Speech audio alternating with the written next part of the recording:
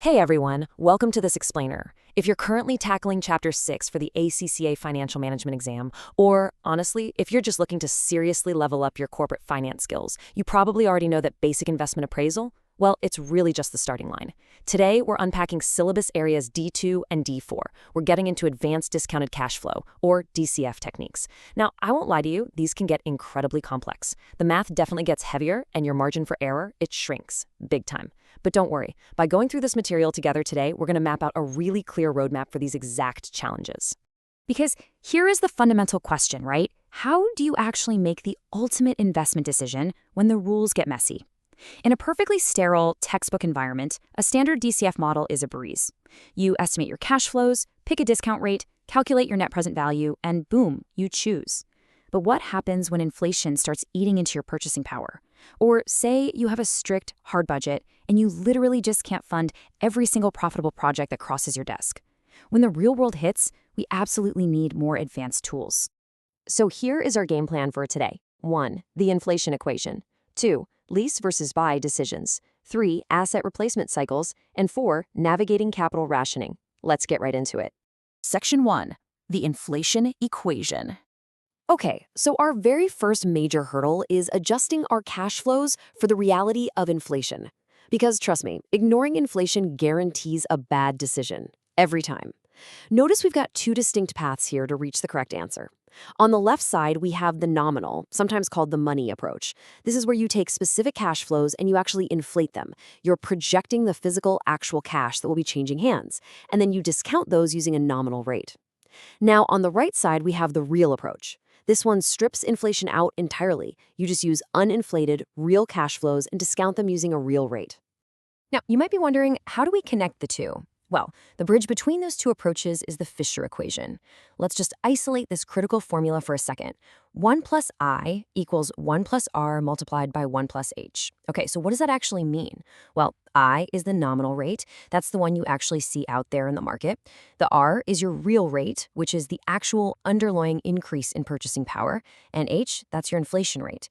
The beauty of this is that if you have just two of these variables, you can always quickly solve for the third. And this brings us to the absolute golden rule for avoiding the most common pitfall in syllabus area D2. It's simple, but so important. Match nominal cash flows with nominal rates. Match real cash flows with real rates. Literally, never cross the streams. If you try discounting an inflated nominal cash flow using a real discount rate, you are completely invalidating your NPV. Don't do it. Moving on to Section 2, lease versus buy decisions.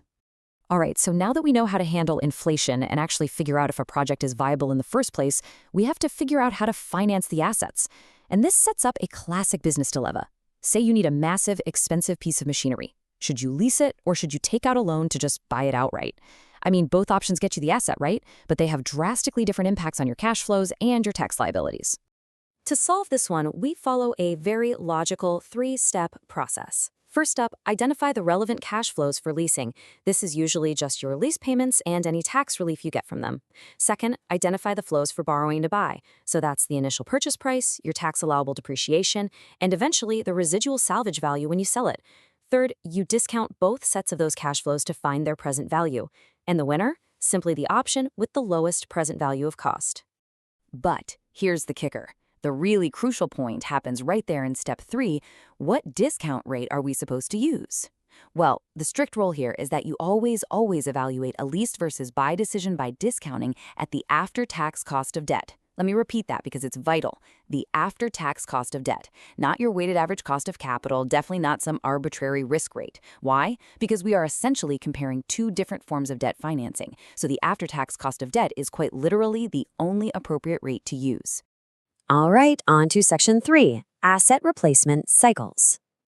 In the real world, obviously, machines wear out, and managing their lifespans requires a very specific technique. Think about this scenario for a second. You have machine A. It's cheap, but it completely breaks down and needs replacing every 2 years. Then you have machine B. It's way more expensive up front, but it lasts a solid 5 years. So how can you possibly compare these unequal life cycles without totally skewing your data? Because if you just look at a single cycle, that 5-year machine looks drastically more expensive. But that totally ignores the reality that you'd have to buy that cheap 2-year machine multiple times over the exact same period. To fix this distortion, the material points us straight to EAC and EAB. The equivalent annual cost, or EAC, takes the total present value of a machine's costs over its entire life cycle, and then it spreads it out evenly across each year using annuity factors. And the equivalent annual benefit, EAB, well, it does the exact same mathematical trick, but for varying revenues instead. What this essentially does is create a perfect apples-to-apples comparison. By annualizing those costs or benefits, EAC and EAB completely erase the timeline differences. You aren't awkwardly comparing a 2-year total cost against a 5-year total cost anymore. You are simply comparing the cost per year. So you just pick the option with the lowest equivalent annual cost, and your decision is mathematically bulletproof. Finally, Section 4, Navigating Capital Rationing. This brings us to what I like to call our final boss, dealing with a severe scarcity of funds. Imagine you've got 5 amazing, positive NPV projects sitting on your desk, but your budget just absolutely won't let you accept all of them. What do? Well, capital rationing frameworks help us solve these single-period limits on capital. Now, your exact approach depends on whether the projects are divisible or non-divisible, but keep your eyes on the prize.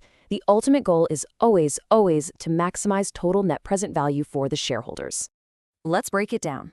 If your projects are divisible, which basically means you can scale them down or maybe just undertake a fraction of a project, you're going to use the Profitability Index, or PI.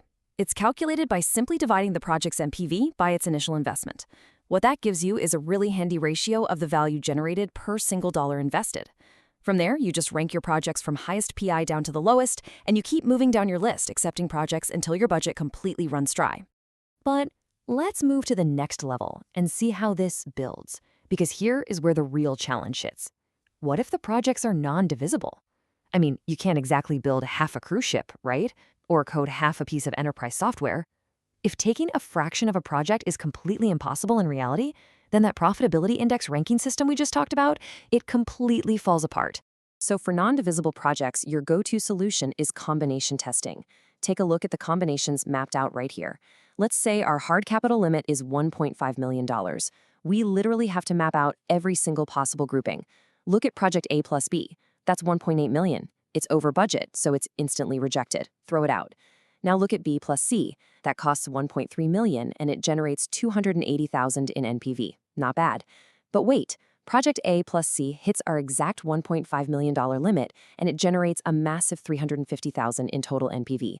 See how that works? Systematically testing combinations like this reveals the exact grouping that maximizes your value without ever breaching your budget ceiling. As we wrap up this explainer, I think it's pretty clear that applying the Fisher equation, or knowing to discount at the after-tax cost of debt, calculating your EAC, or testing these capital combinations, this goes way beyond just memorizing things to pass an exam. These are the actual nuts and bolts of corporate value creation.